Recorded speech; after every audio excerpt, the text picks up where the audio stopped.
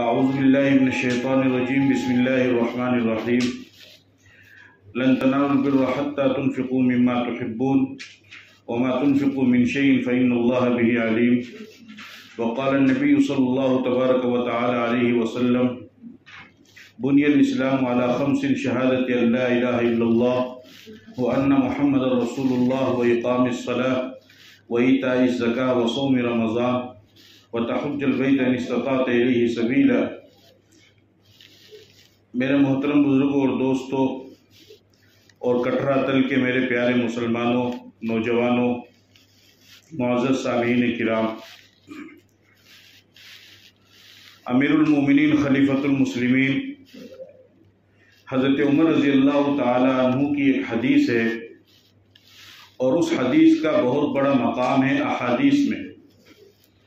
جس طریقے سے قرآن کریم کی صورتوں میں سورہ فاتحہ کا مقام ہے کہ وہ ابتدائی صورت اور فضیلت والی صورت ہے، اسی طریقے سے جو حدیث میں آپ کے سامنے ذکر کروں گا جس کا ایک مختصر سا ٹکڑا، یہ حدیث بھی حدیث جبرائیل ہے، اور تمام حدیثوں میں اس حدیث کا ویسا ہی مقام ہے جیسا کہ سورہ فاتحہ کا دیگر صورتوں کے مقابلے میں مقام ہے۔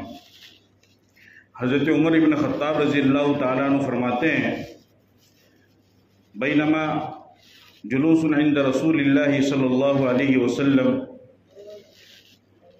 کہ ہم لوگ ایک مرتبہ اللہ کے نبی صلی اللہ علیہ وسلم کے پاس بیٹھے ہوئے تھے،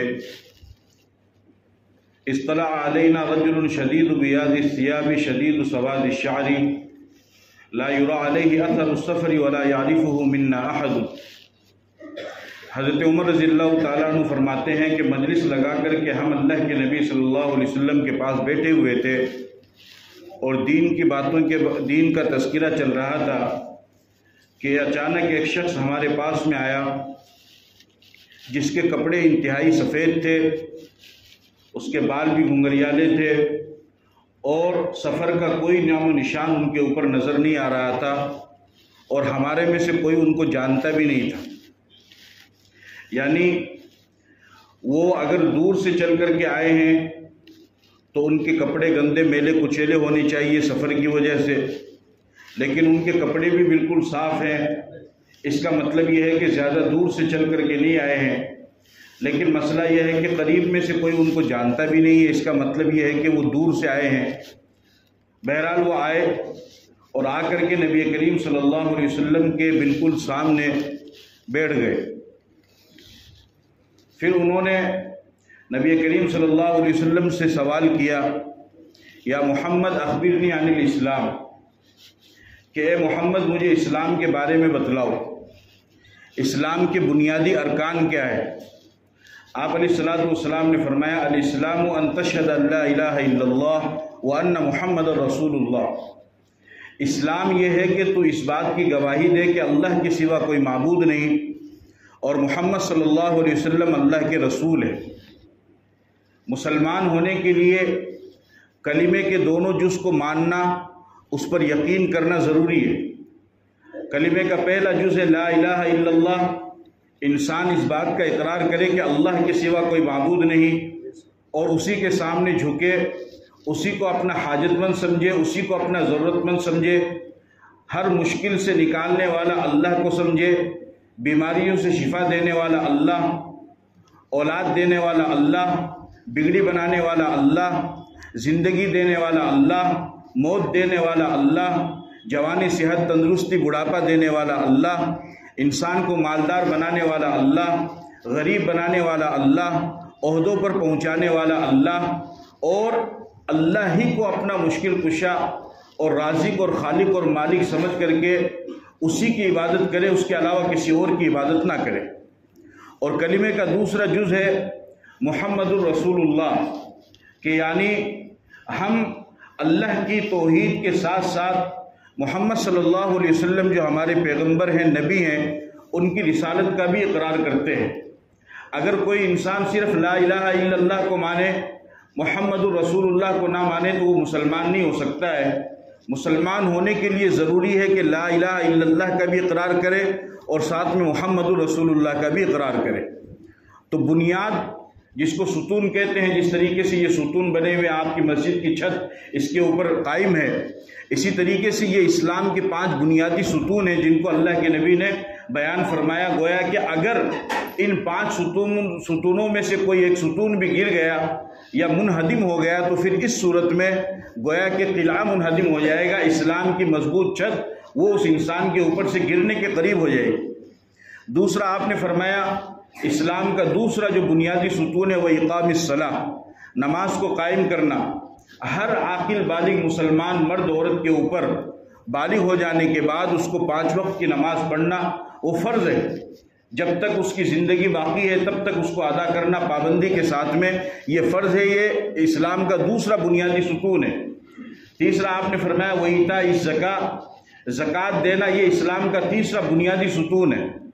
اللہ پاک نے جس کو صاحب حیثیت بنایا ہے، صاحب نصاب بنایا ہے، اور اتنا مال اللہ نے آپ کو دیا ہے کہ وہ مال آپ کے پاس میں موجود ہے اور اس کے اوپر سے سال گزر جائے اور پورے 1 سال تک وہ مال آپ کے استعمال میں نہ آئے، آپ کی ضرورت میں نہ آئے، تو اب اللہ پاک یہ فرماتے ہیں کہ اس مال میں سے زکوٰۃ ادا کرنا صاحب حیثیت کے اوپر ضروری ہے۔ اور یہ کس صورت میں ہے؟ یہ اس صورت میں ہے جب کہ وہ صاحب حیثیت ہو، اس کے پاس مال بچا ہوا ہو۔ اگر ضرورت کا مال ہے تو اس کے اوپر بالکل بھی زکوٰۃ نہیں ہے، ضرورت سے جو زیادہ ہو اس کے اوپر زکوٰۃ ہے۔ اور یہ کیوں رکھی شریعت نے؟ یہ اس وجہ سے رکھی ہے کیونکہ آپ حضرات اچھی طریقے سے جانتے ہیں کہ سماج میں، قوم میں، خاص طور پر ہماری مسلم قوم میں اکثریت غریبوں کی ہے، مفلسوں کی ہے، اور مسلمان وہ ہوتا ہے کہ جس کے دل میں دوسرے مسلمان کا درد ہو، جو دوسرے کی تکلیف کو سمجھنے والا ہو، جو دوسروں کی مصیبت کو سمجھنے والا ہو۔ اور یہ میں یہ نہیں کہہ رہا، یہ خود حدیث کے اندر پیغمبر نے فرمایا، آپ نے فرمایا کہ تمہارا اس وقت تک لا یؤمن احدکم حتی یحب لاخیہ ما یحب لنفسہ، کہ میری پیاری امت کے لوگوں تم اس وقت تک پکے سچے مسلمان نہیں ہو سکتے ہو جب تک کہ تم اپنے بھائی کے لیے وہی چیز پسند نہ کرو جو تم اپنے لیے پسند کرتے ہو۔ اگر آپ اپنے لیے عزت پسند کرتے ہیں تو پکا سچا مسلمان ہونے کے لیے آپ کو اپنے بھائی کے لیے بھی عزت پسند کرنا ہوگی۔ اگر آپ دولت کو پسند کرتے ہیں اپنے بھائی کے لیے بھی دولت کو پسند کریں، آپ اپنے لیے سکون پسند کرتے ہیں اپنے بھائی کے لیے بھی سکون کو پسند کریں، آپ اپنے لیے ترقی پسند کرتے ہیں اپنے بھائی کے لیے بھی ترقی کو پسند کریں، آپ اپنے لیے تجارت کی بڑھوتری چاہتے ہیں اپنے بھائی کے لیے بھی تجارت کی بڑھوتری چاہیں، آپ اپنے لیے آرام چاہتے ہیں تو اپنے بھائی کے لیے بھی آرام چاہیں۔ پکے سچے مسلمان حدیث کی روشنی میں آپ اس وقت کہلائیں گے جب کہ آپ کا دل اپنے بھائی کے سلسلے میں بالکل پاک صاف شفاف ہو، اور جو بھلائی اور خیر کی جتنی بھی چیزیں آپ اپنے لیے پسند کرتے ہیں آپ اپنے بھائی کے لیے بھی پسند کریں۔ 80% طبقہ وہ جو ہے غریبوں کا رہے گا۔ اسی وجہ سے نبی کریم صلی اللہ علیہ وسلم نے بادشاہت والی زندگی اختیار نہیں کی۔ پیغمبر کے پاس میں فرشتہ آیا اللہ کی طرف سے، اور فرشتے نے یہ پیغام دیا کہ نبی جی اللہ پاک آپ سے پوچھ رہے ہیں کہ آپ بادشاہت والی نبوت چاہتے ہیں یا غربت والی نبوت چاہتے ہیں، اور پیغمبر کے پاس تو ساری چیزیں حاضر تھی۔ آپ علیہ الصلوۃ والسلام کو تو یہاں تک کہا گیا کہ اگر آپ اشارہ کر دیں تو احد پہاڑ جو ہے وہ سونا بن جائے گا اور وہ آپ کے ساتھ ساتھ میں چلے گا، لیکن آپ علیہ الصلوۃ والسلام نے بادشاہت والی دولت والی نبوت کو پسند نہیں فرمایا بلکہ غربت والی نبوت کو پسند فرمایا، اور اس وجہ سے پسند فرمایا چونکہ امت کے اندر 80% طبقہ وہ غریبوں کا ہوگا۔ اب جب امتی 200 سال بعد شروع سے چلتے رہیں گے، 1400 سال بعد، 1500 سال کے بعد میں کٹرا تل میں ایک مسلمان ہے جو بیچارہ غریب ہے، وہ پیغمبر کی سیرت کو پڑھتا ہے، وہ دیکھے گا کہ پیغمبر تو بڑی بڑی سواریوں کے اندر چلا کرتے تھے، پیغمبر کی دسترخوان پر تو قسم قسم کے ہزاروں طرح کے کھانے ہوا کرتے تھے، پیغمبر کے پاس تو سونے کے لیے بہترین قسم کے بستر ہوا کرتے تھے، پیغمبر کے پاس تو عیش و آرام کی تمام چیزیں مہیا تھی، تو پھر اس غریب امتی کا دل دکھے گا اور وہ کٹرا تل کا مسلمان یہ سوچے گا کہ میرے نبی کے پاس تو اتنی ساری چیزیں تھیں اور میں بھی اسی نبی کا ماننے والا ہوں، پھر اس نبی کے صدقے طفیل میں میرے پاس اتنی ساری چیزیں کیسی ہے؟ پھر وہ غریب مسلمان اگر شریعت پر عمل بھی کرنا چاہے گا تو نہیں کر پائے گا، چونکہ وہ عیش و عشرت کی طرف دیکھے گا۔ اس لیے آپ علیہ الصلوۃ والسلام نے غربت والی نبوت کو پسند فرمایا اور فرشتے سے کہا کہ اللہ کو جا کر کے کہہ دو کہ مجھے مالداری والی نبوت نہیں چاہیے، اس لیے کہ میری امت میں 90% وہ غریب ہوں گے، جب وہ میری طرف دیکھیں گے تو ان کو میری طرف دیکھ کر کے آرام آ جائے گا۔ اور آپ نے یہ بھی فرمایا کہ میری امت کو لوگوں، جب بھی تمہارے اوپر کوئی تکلیف آئے، کوئی مصیبت آئے، کوئی پریشانی آئے تو میری تکلیف کو دیکھنا، تمہاری تکلیف خود بخود ہلکی ہو جائے گی۔ آپ نے فرمایا لا یخاف احد فی اللہ وما یخاف احد، کہ جتنا اللہ کے راستے میں مجھے ڈرایا گیا اتنا کسی کو نہیں ڈرایا گیا، اور جتنا اللہ کے راستے میں مجھے تکلیف دی گئی اتنی کسی کو تکلیف نہیں دی گئی۔ دو جہان کے سردار ہیں، دو جہان کے بادشاہ ہیں، جنت آپ کے ہاتھ میں ہے، جب تک پیغمبر جنت میں داخل نہیں ہوں گے تب تک جنت کا دروازہ نہیں کھلے گا۔ ان الجنت حرمت علی الانبیاء حتی ادخلها، جب تک میں جنت میں نہ چلا جاؤں اس وقت تک کوئی نبی جنت میں نہیں جائے گا۔ سفارش کرانے والے پیغمبر، سارے نبیوں کے سردار پیغمبر، معراج کے موقع پر نبیوں کو امامت کرانے والے پیغمبر، عرش پر جانے والے پیغمبر، دونوں جہان کے سردار پیغمبر، اس دنیا کو اللہ نے بنایا جس نبی کے لیے، وہ نبی، وہ پیغمبر، ان کے پاس کس چیز کی کمی تھی؟ لیکن اس کے باوجود بھی ہمارے نبی نے غربت کو اختیار کیا، تاکہ، اور کیسی غربت کو اختیار کیا کہ حضرت عائشہ رضی اللہ تعالیٰ عنہ فرماتی ہیں کہ مجھے اچھی طریقے سے معلوم ہے کہ نبی کے گھر میں 2 مہینے گزر جاتے تھے لیکن کبھی چولہا بھی نہیں جلتا تھا۔ آج اگر کوئی کٹرا تل میں غریب سا غریب مسلمان بھی ہو تو زیادہ زور مار کے 1 دن یا 2 دن اس کے گھر میں چولہا نہیں جلے گا، تیسرے دن کہیں نہ کہیں سے وہ کچھ نہ کچھ تو انتظام کر ہی لے گا۔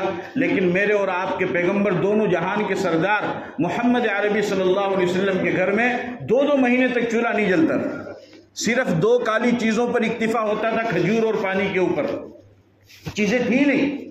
اور اس طریقے سے آپ، یعنی تاکہ یہ کیوں کیا؟ یہ اس وجہ سے کیا تاکہ 1400 سال کے بعد میں جب کوئی مسلمان آئے گا اور وہ غربت اور تنگدستی اور مفلسی کی وجہ سے پریشان ہوگا تو وہ دیکھے گا کہ میں کیسا مسلمان ہوں، اللہ نے مجھے مسلمان بنایا، ایمان کی دولت دی، لیکن غریبی میرے مقدر میں اتنی سخت کر دی کہ میرے گھر میں 2 دن بھی چولہا نہیں جل رہا ہے، 3 دن تک چولہا نہیں جل رہا ہے۔ اپنے نبی کی سیرت کو اٹھا کر کے پڑھو، وہاں پر 2 مہینے تک چولہا نہیں جلا۔ جب پیغمبر چٹائی پر سوتے ہیں تاکہ جب کوئی غریب آئے گا اور وہ دیکھے گا تو اسے محسوس ہوگا کہ میرے پاس سونے کے لیے بستر ہے لیکن میرا نبی تو چٹائی پر سوتا تھا، وہ اس پر فخر محسوس کرے گا۔ میرے نبی معمولی کپڑے پہنا کرتے تھے تاکہ جب کوئی غریب آئے گا تو اسے یہ لگے کہ اس میں شرمانے کی کوئی بھی بات نہیں ہے، عزت اور ذلت کپڑوں سے نہیں بلکہ انسان کے اخلاق سے ہوتی ہے۔ اگر میں آج ایسا لباس پہن رہا ہوں تو میرے نبی بھی ایسا ہی لباس پہنا کرتے تھے۔ تو آپ علیہ الصلوۃ والسلام نے امت کی دلجوئی کے لیے اور امت کے غریبوں کی ہمدردی کے لیے خود بخود غربت والی نبوت کو اختیار کیا، ورنہ آپ کے ایک اشارے پر تو چاند کے ٹکڑے ہو گئے، آپ کے ساتھ احد پہاڑ سونا بن کر کے چلنے کو تیار ہو گیا، اور ہر طرح کی نعمتیں آپ کے مکمل ہونے کے لیے تیار تھی، لیکن جان بوجھ کر کے آپ نے اس کو اختیار کیا اور یہ پیغام دیا تمام لوگوں کو کہ صحیح معنی میں مسلمان وہی ہے کہ جو اپنی بھلائی چاہتا ہے وہ اپنے بھائی کے لیے بھی بھلائی چاہے۔ اگر ہم یہ نہیں چاہتے ہیں تو نمازیں، عبادت، سجدے، طواف، عمرے، حج، تلاوت، ذکر، تسبیحات، چلے، عمرے، کچھ بھی آپ کر لو، لیکن پکے سچے مسلمان آپ اسی وقت بنیں گے کہ جب آپ کے دل میں وہی خواہش جذبہ پیدا کرے کہ جو آپ اپنے لیے چاہتے ہیں وہ اپنے بھائی کے لیے بھی چاہیں۔ اور روزہ کس لیے رکھا ہے؟ روزہ اللہ نے اسی وجہ سے فرض کیا، ابھی 2-3 دن باقی ہے، کہ روزے کے 2 مقصد اللہ نے بتائے ہیں۔ ایک تو لعلکم تتقون، کہ تمہارے دل میں تقوی پیدا ہو، اس لیے اللہ نے روزے کو فرض کیا ہے۔ اور دوسرا کیوں فرض کیا ہے کہ صبح سے لے کر شام تک کے روزہ رکھنا ہے، اس میں بھوکا اور پیاسا رہنا ہے، مالدار کو بھی اور غریب کو بھی۔ مالدار تو پورے سال آرام سے کھاتا ہے اور پیتا ہے اور عیش و آرام میں رہتا ہے، اور اب مالدار کے اوپر بھی روزے کو فرض کیا۔ اب 1 مہینے تک جب مالدار صبح سے شام تک بھوکا اور پیاسا رہے گا تو اس کو اس بات کا احساس ہوگا کہ میں تو صرف 1 مہینے تک بھوکا اور پیاسا رہتا ہوں، نہ جانے اللہ کے کتنے بندے ایسے ہیں کہ جو پورے 12 مہینے تک اسی طریقے سے بھوکے اور پیاسے رہتے ہیں. بیوہ ہے وہ اپنے بچے کے لیے کھانے کا انتظام نہیں کر پاتی ہے. یتیم بچہ ہے وہ اپنے اس کا باپ نہیں ہے, اس کے سر پہ ہاتھ رکھنے والا نہیں ہے, وہ روٹی کے ٹکڑوں کے لیے ترس رہا ہے. چھوٹے چھوٹے بھائی ہیں, اس کا باپ نہیں ہے, وہ روٹی کے ٹکڑوں کے لیے ترس رہے ہیں. جب مالدار صبح سے شام تک بھوکا اور پیاسا رہے گا تو اسے محسوس ہوگا, اس کے دل کے اندر بھی کڑن پیدا ہوگی اور وہ زکوٰۃ اور صدقات نکال کر کے غریبوں کی مدد کرے. اس وجہ سے روزے کو فرض کیا گیا ہے. تو مسلمان کا مطلب ہی یہ ہوتا ہے کہ وہ دوسرے کے دکھ درد کو اپنا دکھ درد سمجھے اور دوسرے کی تکلیف کو اپنی تکلیف سمجھے. جو بھلائی وہ اپنے لیے چاہتا ہے وہی بھلائی وہ اپنے بھائی کے لیے بھی چاہے. اسی وجہ سے اللہ نے روزے کو فرض کیا اور اسی طریقے سے اللہ نے زکوٰۃ کو بھی فرض کیے, یعنی جو ضرورت سے زیادہ بڑھ کر کے ہے. اب اللہ پاک فرماتے ہیں کہ دیکھو بھائی, 1 سال اس کے اوپر گزر گیا, یہ مال آپ کے استعمال میں نہیں آیا, کیونکہ اگر ضرورت کا ہوتا تو استعمال میں آ جاتا نا بھائی. پہلے دن, دوسرے دن, پہلے مہینہ, دوسرے مہینہ, تیسرا مہینہ, چوتھا مہینہ, کبھی تو استعمال میں آتا. اب ایک انسان کے پاس میں 10 تولہ سونا رکھا ہوا ہے, 1 سال گزر گیا, وہ 10 تولہ سونا اس کے کام میں نہیں آیا ہے. تو اب اسلام یہ کہتا ہے, شریعت یہ کہتی ہے کہ دیکھو بھائی یہ تمہارے لیے ضرورت سے زیادہ ہے, تو جو اللہ کے غریب بندے ہیں آپ ان میں سے تھوڑا سا 40-2.5% نکال کر کے ان غریب بندوں میں تقسیم کر دو. تو اس میں غلط تو کچھ بھی نہیں. تو زکوٰۃ کو اللہ پاک نے فرض فرمایا. یاد رکھو میرے عزیزو, زکوٰۃ یہ الگ فرض ہے اور نماز یہ الگ فرض ہے, اور اس کا حساب انسان کو دینا ہوگا. اور چوتھا آپ نے فرمایا وصوم رمضان, کہ رمضان کے روزے رکھنا یہ بھی اسلام کے بنیادی ستون ہے. اور پانچواں آپ نے فرمایا کہ اگر اللہ نے آپ کو صاحب حیثیت بنایا ہے کہ آپ کٹرا تل سے چل کر کے سعودیہ, مکہ مکرمہ, مدینہ تک جا سکتے ہیں, سفر کا خرچہ آپ برداشت کر سکتے ہیں, اور وہاں پر جتنے دن آپ رہیں گے اتنے دن رہنے کا خرچہ آپ برداشت کر سکتے ہیں, اور پیچھے آپ کے بیوی بچے بھوکے نہ رہے, ان کو بھی آپ کچھ خرچہ پانی دے کر کے جائیں, اگر اتنا پیسہ آپ کے پاس میں ہے تو اب شریعت یہ کہتی ہے کہ حج آپ کے اوپر فرض ہے.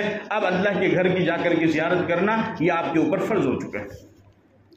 تو ان میں سے جو بنیادی باتیں ہیں, نماز وہ تو آپ کو معلوم ہے, رمضان کا مہینہ بھی بابرکت مہینہ, وہ بھی تقریباً 2-3 دن کے بعد میں گزر جائے گا. زکوٰۃ کے سلسلے میں آپ سے ایک بات عرض کرنا چاہتا ہوں. صدقات کے سلسلے میں جو قرآن کریم کی آیت میں نے پڑھی, لن تنالوا البر حتی تنفقوا مما تحبون, کہ اے مسلمانوں تم کامل نیکی کو اسی وقت پہنچو گے جبکہ تم اس چیز کو خرچ کرو جس کو تم پسند کرتے ہو, جس سے تم محبت رکھتے ہو. یعنی انسان کو جو کچھ اللہ نے دیا ہے وہ زیادہ سے زیادہ اللہ کے نام پر لگانے والا ہو. اب زکوٰۃ اور صدقات کے سلسلے میں ایک بات میں آپ سے عرض کرنا چاہتا ہوں, وہ یہ ہے کہ زکوٰۃ اور صدقات کے مصارف اللہ تعالیٰ نے متعین فرما دیے ہیں, یعنی کس کو دینے ہیں اور کس کو نہیں دینے ہیں. آپ اپنی مرضی سے یا کوئی عالم اپنی مرضی سے اس کو متعین نہیں کر سکتا ہے. اللہ نے خود قرآن میں بیان فرما دیا انما الصدقات للفقراء والمساکین, آخر تک ہے 8 مصارف ہیں.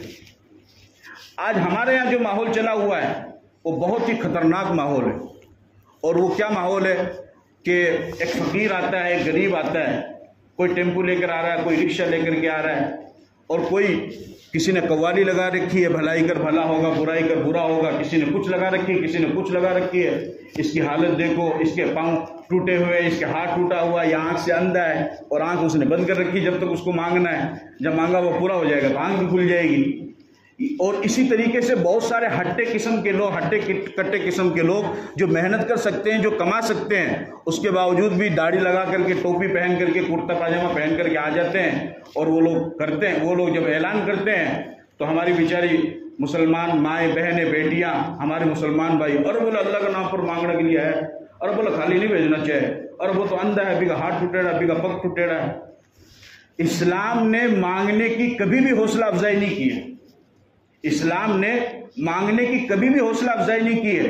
ایک شخص, دھیان سے سنو میری بات, ایک شخص پیغمبر کے پاس آتا ہے اور وہ ڈبی کے پاس آ کر کے کہتا ہے کہ صاحب میرے اوپر تنگ دستی ہے, میں مانگنا آپ نے فرمایا کہ نہیں, سوال کرنے کی بالکل اجازت نہیں ہے. پیسے آپ نے جمع کیے, فرمایا کہ یہ پیسے لو, کلہاڑی خریدو, جنگل میں جا کر کے لکڑی کاٹ کر کے لاؤ, اور 15 دن تک مجھے کہیں پر نظر تم مت آ جانا, 15 دن تک جو بھی کمائی ہو مجھے لا کر کے دینا.